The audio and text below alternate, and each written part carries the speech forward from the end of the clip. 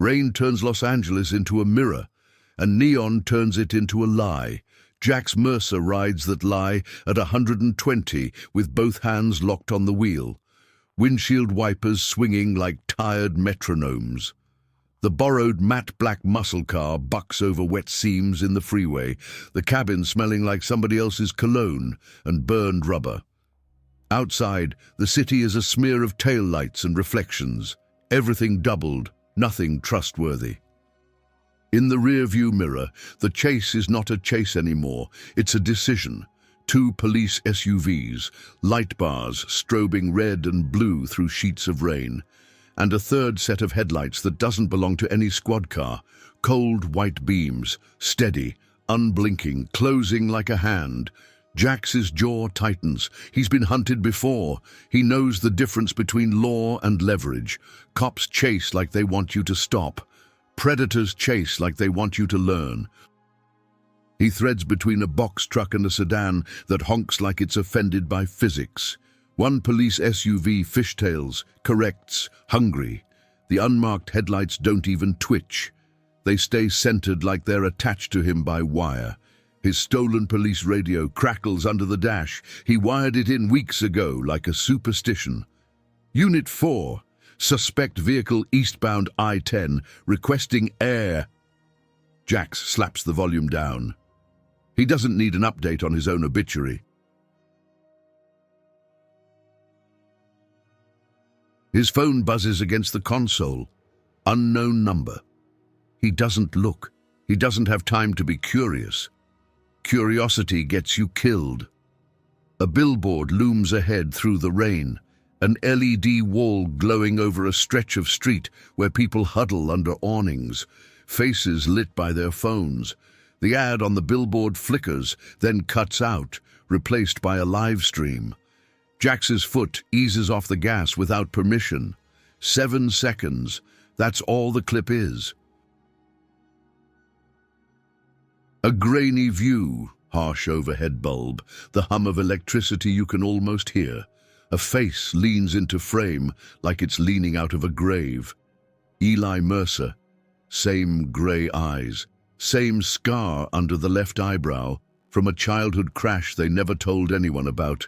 Thinner now, bruised along the jaw, mouth cracked like he hasn't had water in days. Eli looks directly into the lens and blinks in a pattern Jax hasn't seen since they were kids, communicating through a bedroom window when their dad came home angry. Once, twice, 3 times. A code that says, "I'm real, I'm here, don't trust the dark."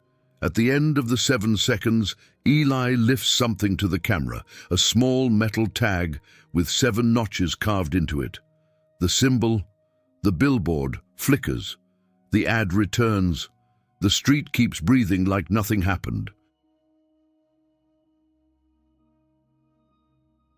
But Jax can't.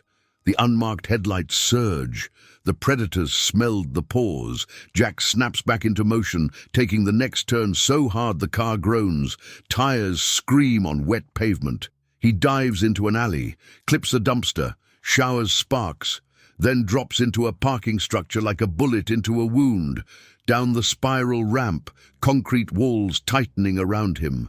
The unmarked car follows like it belongs in the dark. No siren, no announcement, just inevitability. The car behind bumps him once, a gentle tap, not to wreck him, just to remind him who's steering the story. Jax's wheels slide on the wet concrete. The muscle car spins, slams sideways into a pillar. His shoulder hits the door hard enough to steal his breath. The engine coughs and dies. Silence, except for rain and his heartbeat. The unmarked car stops 10 feet ahead, perfectly centered. 2 people step out in dark, tactical rain gear, rifles held low like punctuation.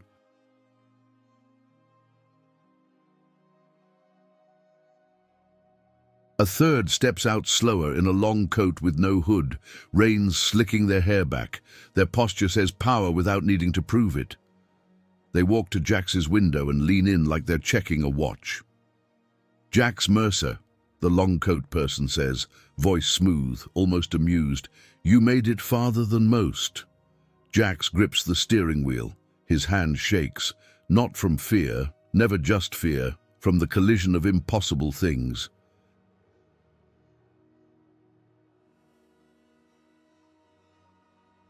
"Where is Eli?" The name makes the long-coat person smile in a way that isn't warm. "Ah, you saw the clip. Good. That means you're still human. Where is he?" The long-coat's gaze drops to the passenger seat. Jax follows their eyes and feels his stomach drop again. The metal tag is sitting there like it's always been there. 7 notches, cold as a grave marker. He doesn't remember putting it there. He doesn't remember touching it tonight.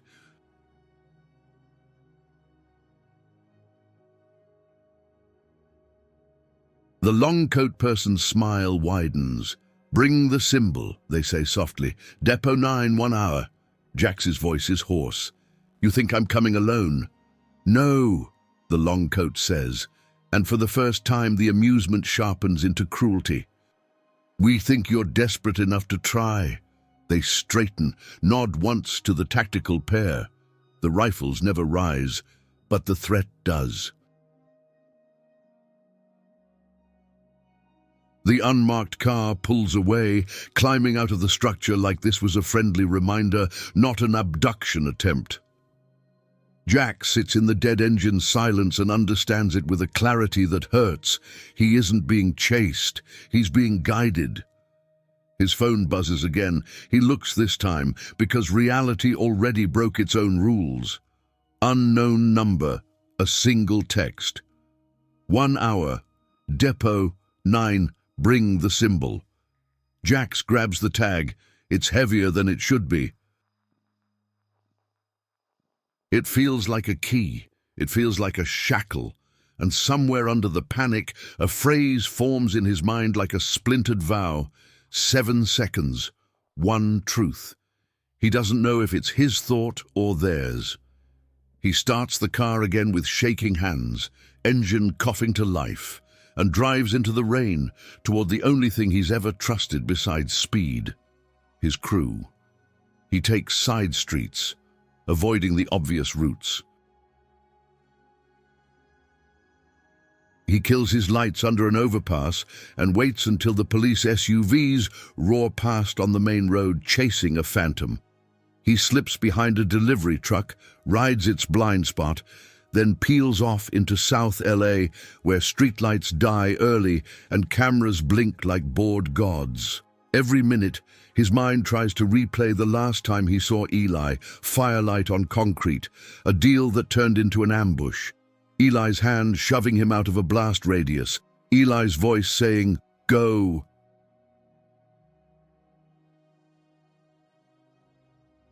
Jax running because he always ran.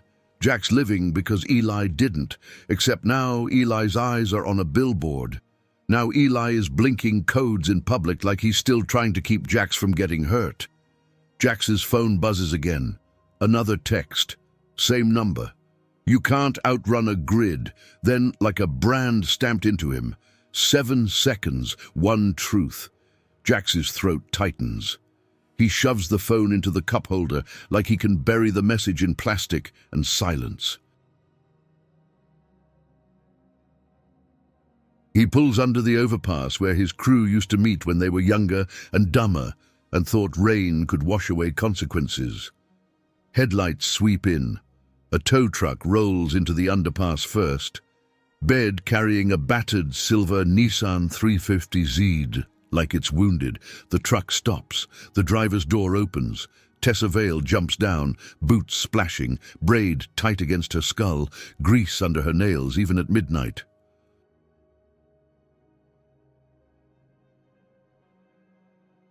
She scans the shadows until she sees Jax and her face hardens. "You look like you fought a pillar," she says. It's her version of hello. "I lost," Jax answers. Another car glides in, an older black sedan that doesn't fit the neighborhood. It parks with precision.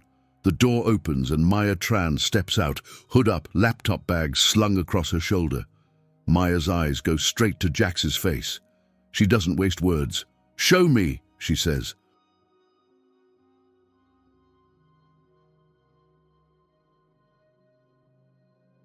Jax pulls out his phone and replays the clip he recorded from the billboard.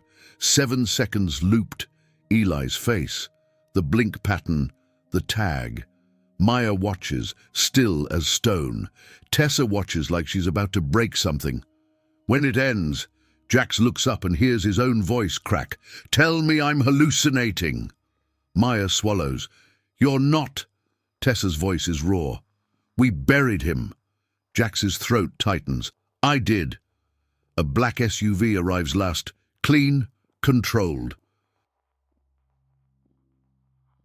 It rolls into the underpass like it owns the darkness. The driver's door opens. Rook Alvarez steps out. Nobody calls him Gabriel anymore. Rook fits him better. Someone who moves like a chess piece, protected and dangerous, always thinking 3 moves ahead. He's tall, broad-shouldered, wearing a raincoat that costs more than Jax's first apartment. His beard is trimmed. His eyes are sharp. He watches the clip and exhales like he's watching an old plan finally unfold.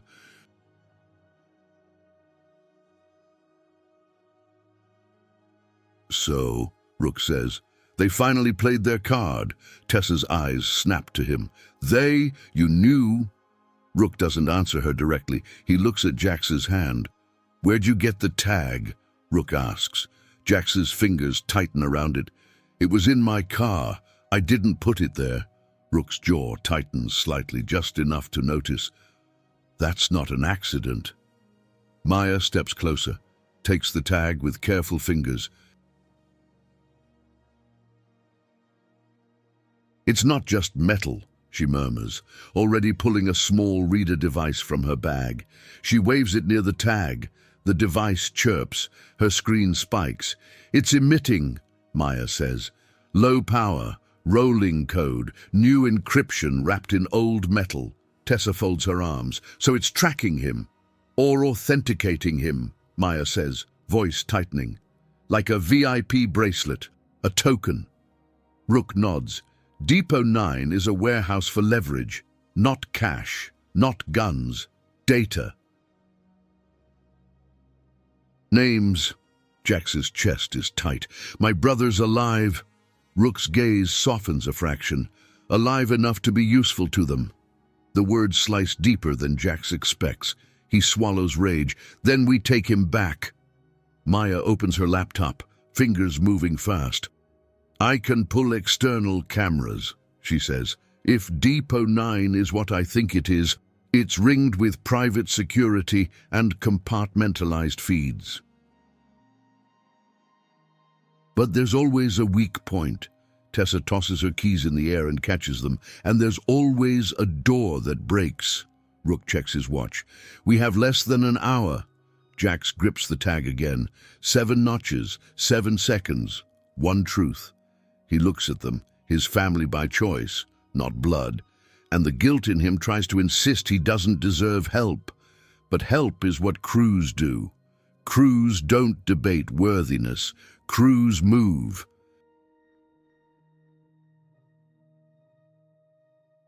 They shift to Maya's garage because Maya's garage is the only place left in the city where truth feels possible.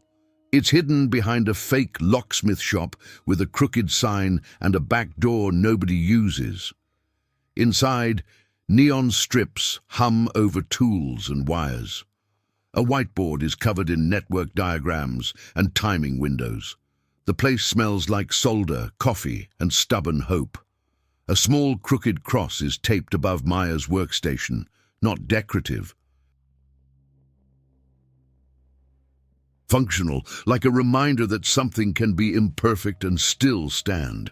Tessa pops the hood on the 350Z and starts checking hoses like it's therapy. "She'll hold," she mutters. "She better hold." Jax paces, restless, replaying Eli's eyes in his mind until it feels like bruises behind his own. Maya sets the tag on a rubber mat and runs scans. "Rolling handshake every 3 seconds, she says. "Short range." Whoever designed this wanted it to be physically close to the reader. Jax's stomach tightens. So I have to show up. Not necessarily, Maya says. She looks at the tow truck and the Z. We put the tag in the Z. We roll it up like a delivery. Their reader pings it. Their system thinks Jax arrived. Rook steps closer, scanning the satellite image he pulled up. Depot 9 in Vernon, he says. Industrial zone. Cameras on all corners. 2 gates. Main truck gate. Service gate. Dock 3 is closest to the server corridor. Tessa points with a greasy finger. We deliver to Dock 3. Maya nods. Jax and I enter through the east fence access. There's a service door behind a dumpster.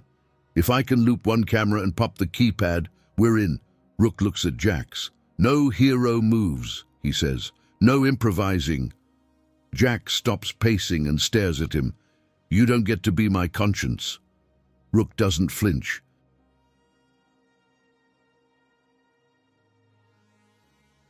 Then let me be your strategist. Same outcome. Tessa snorts. I'm everybody's conscience, she says, and tightens a bolt like it's a threat. Maya glances up from her laptop. We need a clean goal, she says, voice steady. 2 sentences. What are we doing? Jax's breath is shallow. We go to Depot 9. We take the logs. We find Eli and get him out. Tessa nods. And we don't die. Rook's voice is calm. And we don't confirm their predictions. Jax's jaw tightens. Meaning?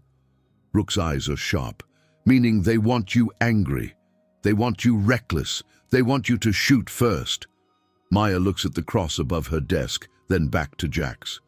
Don't give them what they want, she says softly. Jax swallows. The phrase in his head pulses again. 7 seconds. One truth. He doesn't like that it feels like a mantra. He doesn't like that it feels like a leash.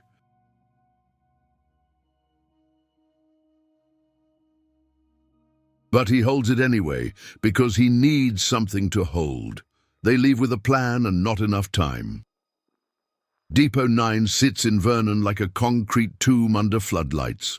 Warehouses stretch like sleeping giants, shipping containers stacked like walls. The rain turns the asphalt into black glass. Cameras blink red on every corner. Guards stand under the harsh light like mannequins with pulse.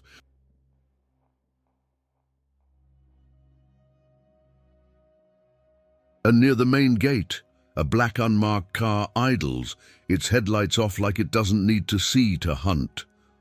Jax's stomach tightens. That's them.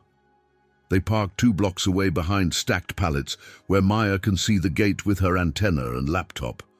Tessa drives the tow truck in, hazard lights blinking, like she belongs. She leans out the window with too much confidence. Late delivery, she calls.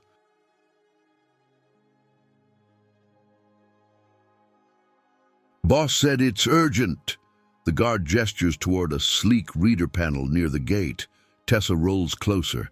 The 350Z sits on the bed like an offering. Maya's laptop spikes.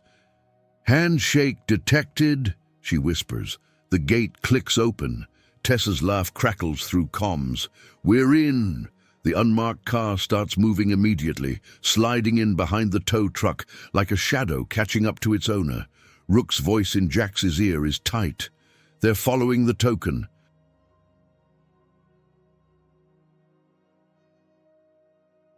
Expected. On Maya's hacked camera feed, Dock 3 comes into view. Harsh fluorescence, a rolling door, a side entrance. A man in a suit steps out with an efficient smile that doesn't reach his eyes. He gestures for Tessa to come inside. Tessa's voice drops. Paperwork. Rook. Do it. Keep hands visible. Tessa. Always do. The side door closes behind her. Jax's jaw clenches. They took her. Maya's eyes are locked on her feeds. They're using her to control the dock corridor, she whispers. If the suit opens the corridor door, we can slip into maintenance behind it. Rook's voice is calm, like he's forcing it. Go! Now! East fence! Jax wants to run straight to Tessa. He wants to tear the building apart, but he looks at Eli's face in his mind, bruised, blinking, asking him not to die stupid. If they don't get the logs, they don't get Eli. If they don't get the logs, they never stop this machine from eating the next person. 7 seconds, one truth. Jax whispers it under his breath like a weapon he isn't sure is loaded. Maya repeats it quietly beside him like a prayer she refuses to let them steal. They cut the east fence lock with a compact heat tool and slip inside. Floodlights make everything too bright. Rain makes everything slippery. The building looms, concrete walls slick like skin.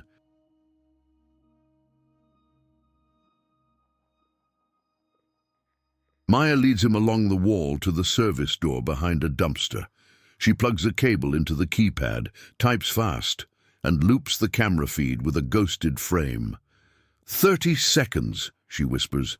If the system audits the loop, we're burned. The keypad flashes green. They slip inside. The air changes. Outside was chaos, rain, engines, floodlights. Inside is fluorescent hush, the hum of servers deeper in the building like a distant heartbeat. Narrow corridors.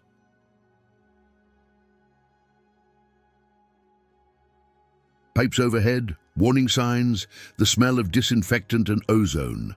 Maya moves with purpose, laptop tucked close. Jax moves like a shadow wearing a man's skin, pistol low, eyes scanning. At the first junction, Maya holds up a hand. Footsteps. A guard rounds the corner, bored posture, flashlight sweeping. Not a hunter, not tactical. Just a man paid to not ask questions. Jax presses into the wall. Maya kills her laptop screen. When the guard gets close, Jax lunges, hand over mouth, pistol to ribs. Don't, Jax whispers in his ear. Don't make me. The guard nods quickly, eyes wide, shaking. Maya steps in, zip-ties the guard's wrists, tapes his mouth. She leans close to him. We're not here for you, she whispers. Stay quiet, you'll live. The guard nods again. Frantic, they drag him into a janitor closet and shut the door.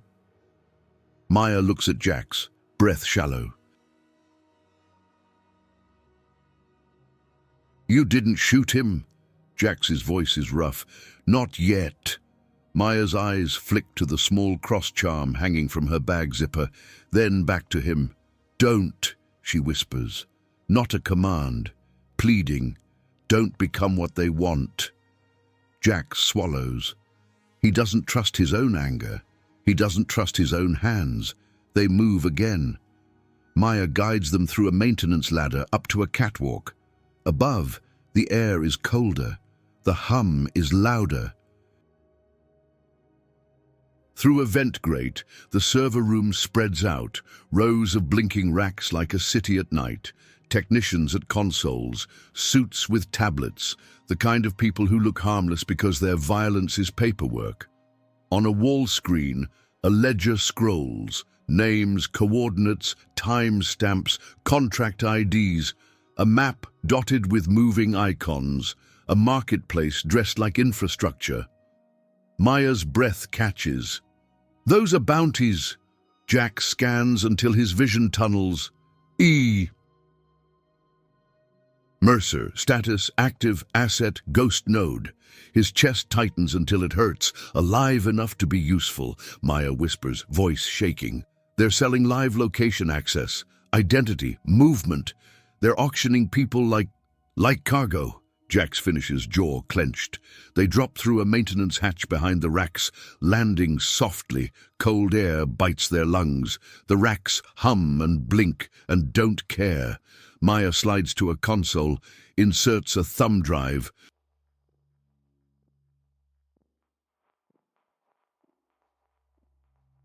A progress bar appears.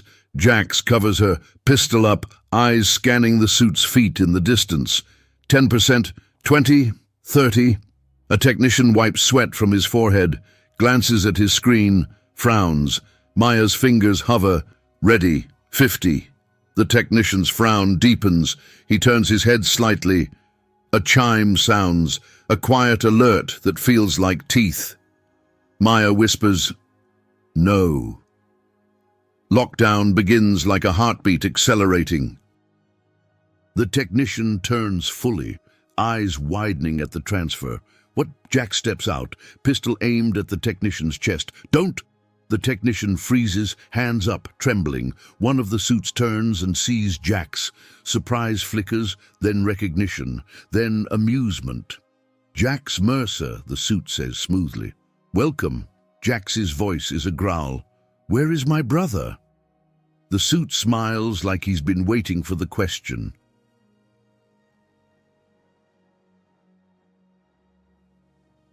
"Close," Maya whispers behind the racks. 70%. The suit's eyes flick toward Maya's position, then back to Jack's.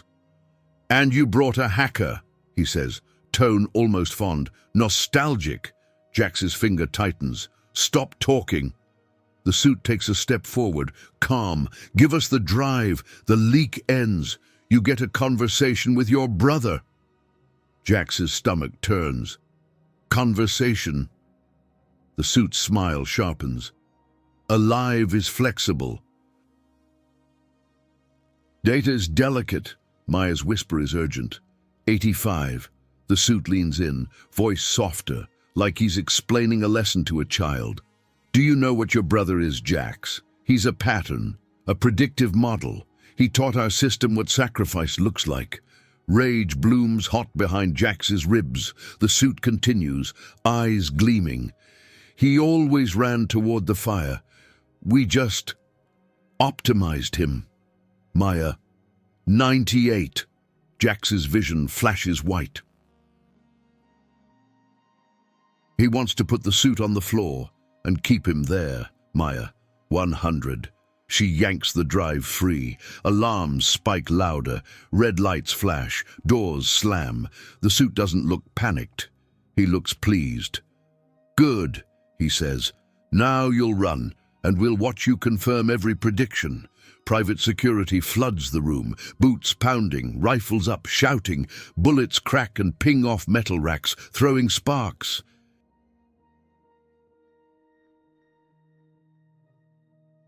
Maya and Jack sprint between servers, ducking, weaving. Maya points to a side corridor. "Generator access," she shouts. "We cut power to the locks." They slam into the corridor. A door labeled "Generator Access" blocks them, keycard reader flashing red. Maya swears. "Keycard!" Jax's mind snaps to action. He doesn't think, he moves. A guard rounds the corner, rifle up. Jax fires once, not to kill, into the guard's shoulder. The guard drops with a scream, rifle clattering. Jack slides, grabs the guard's keycard, and hauls Maya forward. Green flash. The door clicks. They burst into the generator room. The air is hot here, vibrating with machines. Fuel smell. Metal tremors. The lights flicker under the strain of lockdown. Maya plugs her laptop into a control panel with shaking hands. "If I cut power," she says, breath fast, "we get 30 seconds before backup kicks in." "Do it," Jack says. Maya hits enter. The lights stutter. The alarms sputter like they're choking. Then a cascade of clicks ripples through the facility, locks disengaging. "Go!" Maya shouts. They sprint out, up stairwells, boots pounding. Shouts echo behind them. The building feels like it's waking up angry.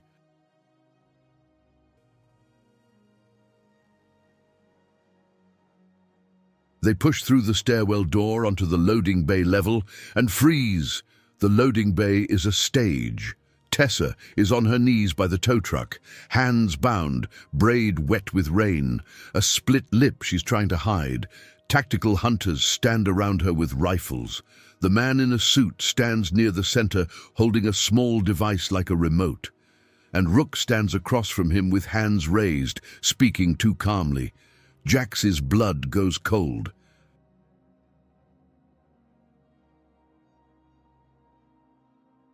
Maya whispers. Rook. Jax steps out, pistol raised. What is this? Rook turns slowly. Regret hits his face like it's finally allowed to exist. Jax, Rook says, voice steady but thin. Lower the gun. Jax's voice shakes with fury. You set this up. Before Rook can answer, a glass-walled room at the far end of the bay lights up. A door rises with a mechanical whine.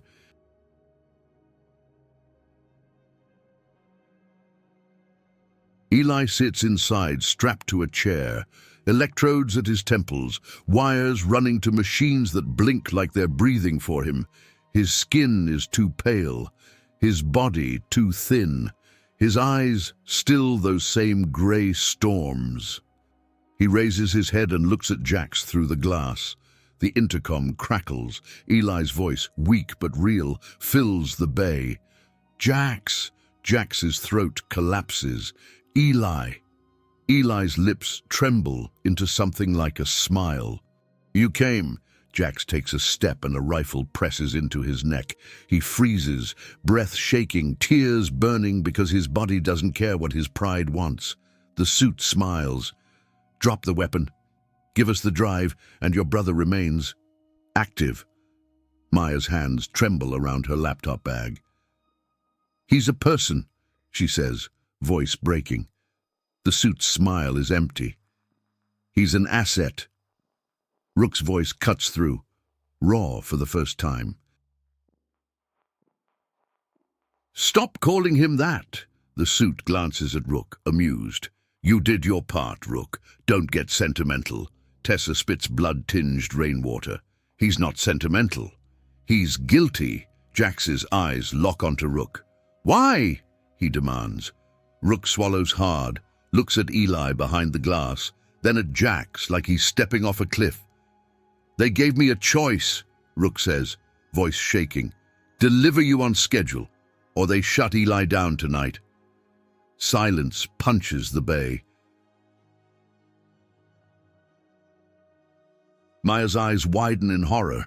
Tessa's face contorts with rage. Jax's chest tightens like a vice. So, you sold me. Rook's eyes shine. I bought time, he whispers. I thought I could get inside their system long enough to leak everything. I thought I could save more people than I hurt. Tessa snarls. You almost got me killed. Rook flinches. I know. The suit raises the remote slightly, like he's bored with confession. Drive, now. Or we wipe him. Eli's voice comes through the intercom, weak but urgent. Jax, don't! Jax's eyes lift to Eli. They'll kill you. Eli shakes his head slowly. They'll kill you first. Jax's breath shakes. I ran once. Eli's eyes soften. You lived. Jax's voice breaks. Because I chose it. Eli interrupts gently. Now choose something better. Maya steps closer, trembling. We can broadcast, she whispers to Jax. The logs, the proof. If we push it live, they can't put it back in the dark. Rook looks up, eyes pleading. There's a relay node inside this facility, he says, voice tight. 5 minutes. If we go live, it spreads before they can kill it. The suit laughs once. Try. Jax's mind races. The pistol in his hand feels like the easiest path, the most predictable. And that's what the suit wants. 7 seconds. One truth. He looks at Eli behind glass. Eli's eyes are steady. Not begging for rescue, asking for a decision, Jax lowers his pistol, not surrender, but aim redirected. He looks at Maya. Go live. Maya's breath catches. Jax! Now! Maya's fingers fly. She routes the drive through Rook's relay, piggybacking the facility's internal emergency network. Screens around the bay flicker. A wall monitor blinks, then fills with cascading data, maps, names, coordinates, contract IDs. The truth begins to spill into the city. Outside, in the rain, phones buzz. Screens light up. People who never knew they were targets see their names. The suit's smile disappears. "Stop her!" he snarls. A tactical hunter lunges for Maya. Tessa moves even bound. She rams her shoulder into the hunter's knee, knocking him off balance. The hunter turns, furious. Tessa headbutts him hard. Chaos detonates.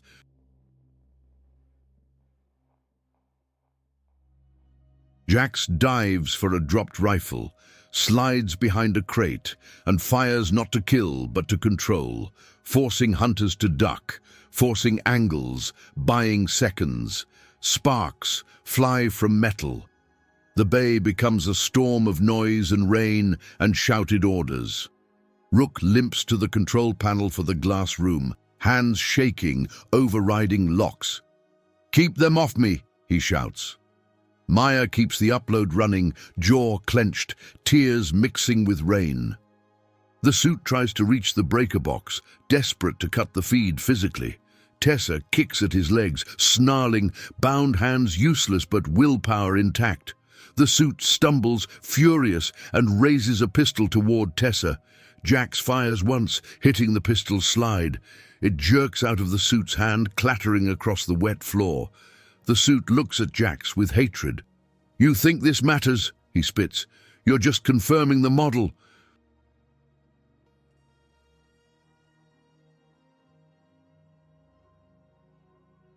"You will always choose violence."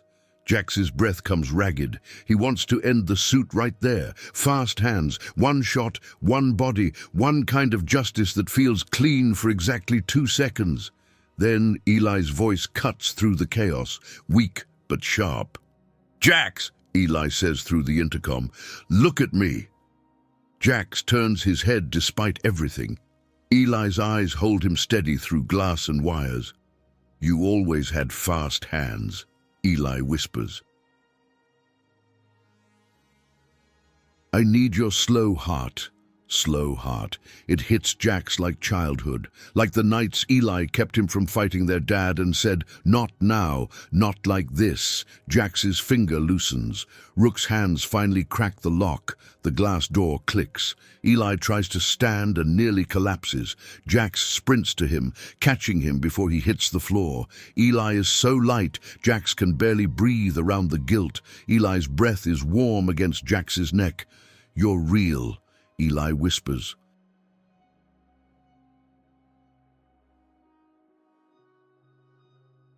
Jax's voice breaks. "So are you." Eli's lips tremble. "Told you, don't trust death." Jax holds him tighter, like if he lets go, the world will take him again. Maya yells, "Upload is at 90. Rook shouts, "Hold 30 more seconds." The suit scrambles, crawling toward the breaker again. A tactical hunter covers him, rifle up. Another hunter flanks, trying to get a clean shot at Maya.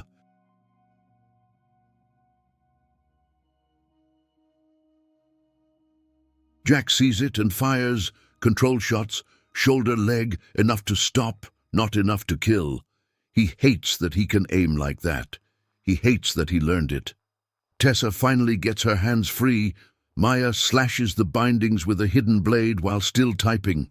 Tessa grabs a wrench from the truck floor like it's her birthright and swings it into a hunter's arm, knocking the rifle away. The suit lunges for the breaker one last time. Jax's rifle rises toward the suit's back.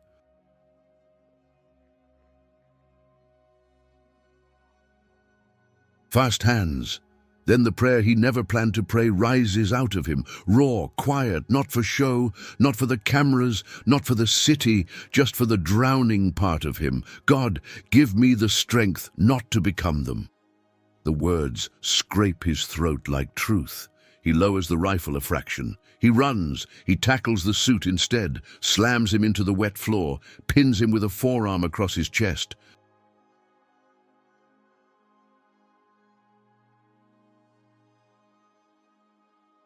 The suit gasps, furious, reaching for anything, for control, for meaning.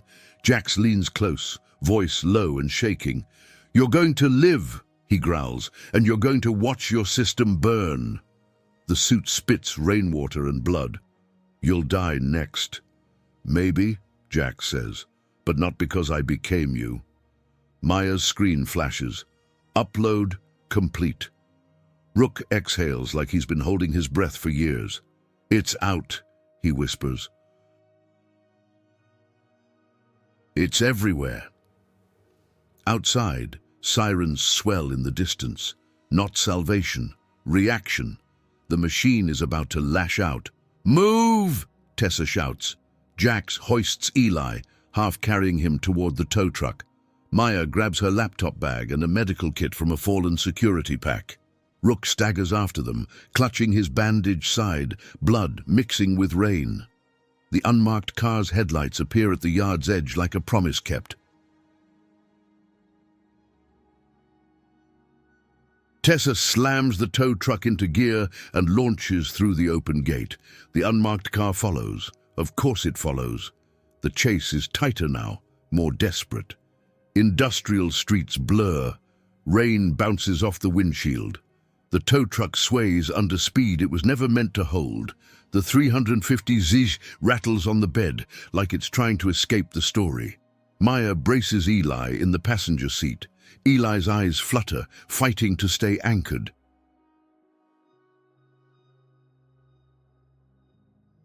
His fingers grip the edge of the seat like it's a lifeline. Jax watches the mirrors, rifle across his lap, breath shallow. They'll box us in, he says. Maya's fingers dance on her laptop even as the truck sways. I can kill cameras for 30 seconds if we hit the river channel under 4th, she says. Old infrastructure, weak point. Tessa grins like pain is fuel. Say less. They dive under the bridge. Lights flicker. The city's eyes go blind for a breath. Tessa takes a hard turn into the river channel. Echoes swallow them. The unmarked headlights hesitate at the top of the ramp, searching, recalculating. Jax exhales. Now. Tessa hits the tow bed release. The battered 350 Zs slides off into the rain behind them, skidding like a decoy, tires screaming. For a second, the unmarked car's headlights lock onto the decoy car, uncertain, because systems hate uncertainty. They need clean inputs. It veers, commits to the decoy, then corrects again like it realized the trick too late. Tessa floors it, leaving the decoy behind. They don't fully lose the predator. They never fully lose it, but they buy seconds. Seconds are everything. They reach a small church clinic tucked behind a modest building with warm light in its windows. The lot is empty, wet, quiet, too peaceful to be real.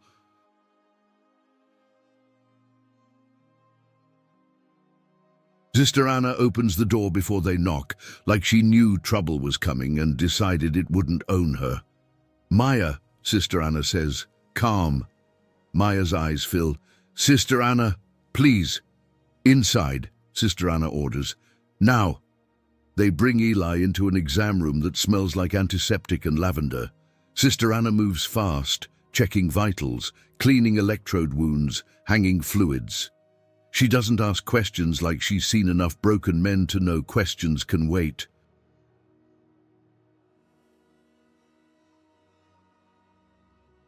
Jack stands by the bed like a guard dog, eyes scanning corners that aren't threatening. His hands shake when nobody's looking. Eli's eyes open halfway. He finds Jax. Hey, Eli whispers. Jax leans close, voice cracking. Hey! Eli's lips tremble. You look older. Jax laughs. Broken.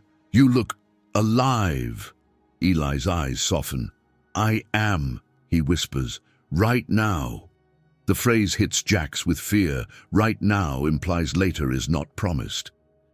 Maya sits at a table duplicating the logs onto multiple drives, pushing them to mirrors, sending them to journalists and watchdogs. Her laptop pings constantly. The world is receiving the truth like a shockwave. Tessa stands by the door, arms crossed, eyes still burning. She wipes blood from her lip and pretends it doesn't hurt. Rook sits in a chair, pale, bandaged, breathing like he's paying interest on every bad decision.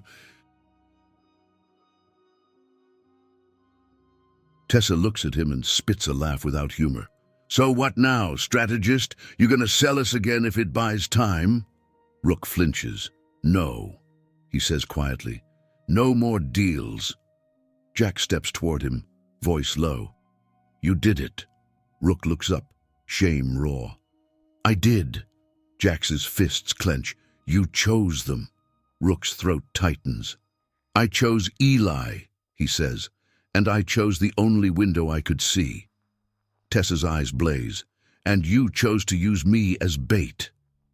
Rook's jaw works. I'm sorry.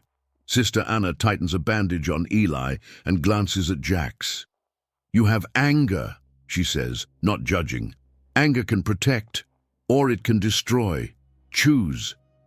Jax looks at the cross on the wall, simple wood. He looks at Eli's fragile body. He looks at Maya's trembling hands still working, still trying to give the truth legs. I chose, Jax whispers, more to himself than anyone. Eli opens his eyes a little more, voice thin. Did you?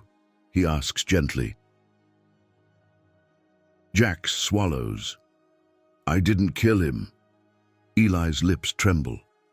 Good. Tessa scoffs. Good. He threatened you. He threatened me. Eli's voice is softer than Tessa's rage. If you kill every monster, he whispers, you risk becoming one. Tessa's jaw tightens. She looks away like the words hurt. Maya's laptop pings again. Her face pales. They're pivoting, she says. They're trying to scrub mirrors, spin the narrative, label it terrorism. They're flooding social platforms with counterclips. Rook exhales, bitter. Of course. Maya scrolls, eyes darting. There's something else embedded in the logs, she whispers. Jack steps closer. What? Maya zooms in. A list, a schedule, names, timestamps, coordinates, a cue. Her voice shakes.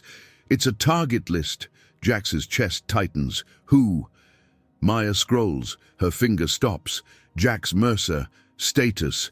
Active. Time. 02:17. Destination. Eden Node. Jax's blood turns cold. Tessa leans in, eyes wide. They scheduled you. Rook's voice is hoarse. Eden, he whispers. That's their central server farm, Desert Edge, where they run the permanent model. Maya looks up, eyes wet.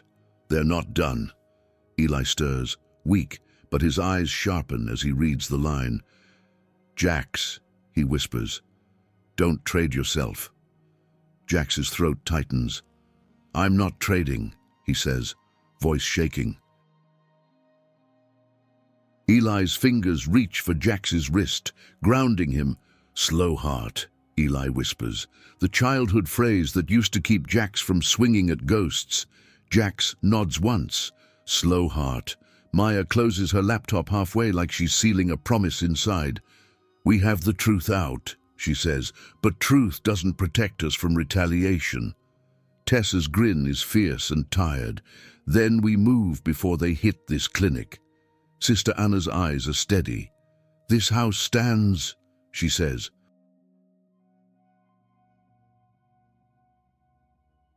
But you should not. Jax looks at the tag in his palm, 7 notches biting into skin. He remembers the Billboard clip, 7 seconds that resurrected a ghost and weaponized hope. He remembers the suit sneering that the mantra was branding. Maybe it started as bait, but Jax feels the words settle into his bones differently now, not as marketing, not as manipulation, but as a line he refuses to let the enemy own. He leans close to Eli, forehead nearly touching his brother's.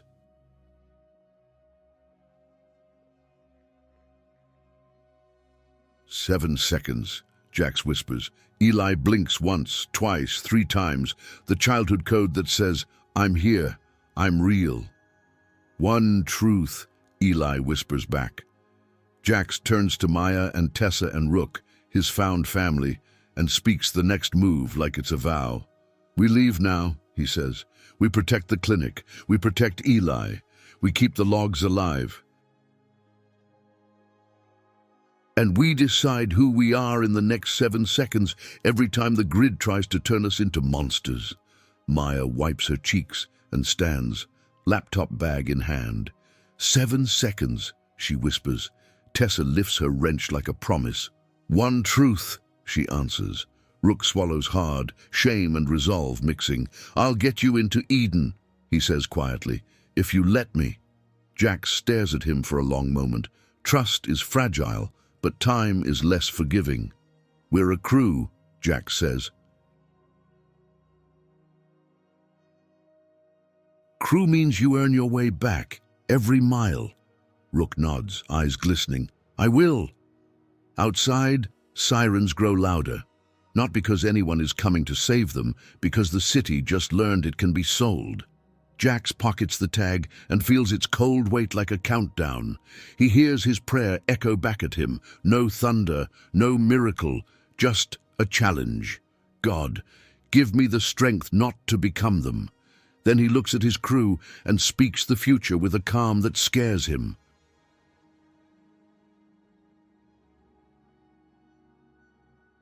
Eden, he says, we end the grid.